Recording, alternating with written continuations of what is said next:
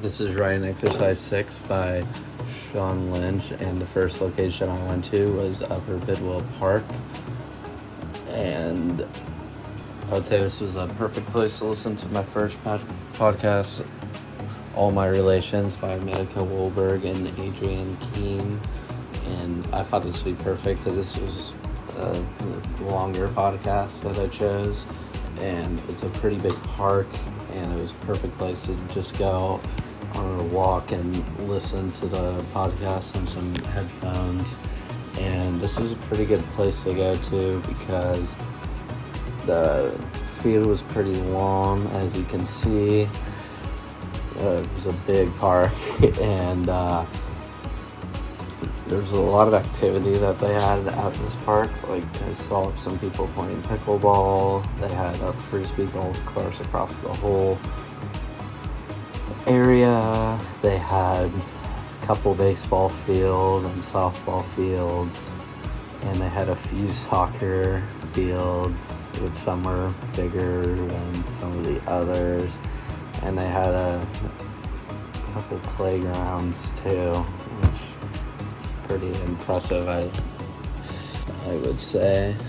But about the first podcast, All My Relations, it's how I wrote an Indigenous book, where they had brought on an Indigenous author, and she describes her story, which she had started off as a photographer, but started not to like it anymore and wanted to become an author to get her message out to the world, where she had to talk into 50 different types of Indigenous people from the past and presents to learn their stories and what they had gone through for racism and their spiritual life. And I thought that was interesting to hear, as the podcasters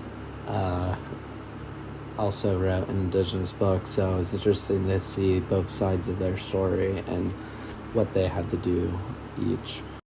What I took away from it is to silence the haters, as the author was laughed at by all the publishers, and to do what you want to do that will make you happy at the end of the day.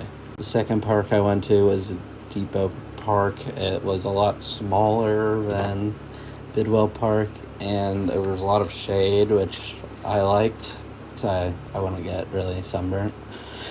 And my second podcast I listened to was Garden of the Element by Toby Musgrave, and the title was Heart.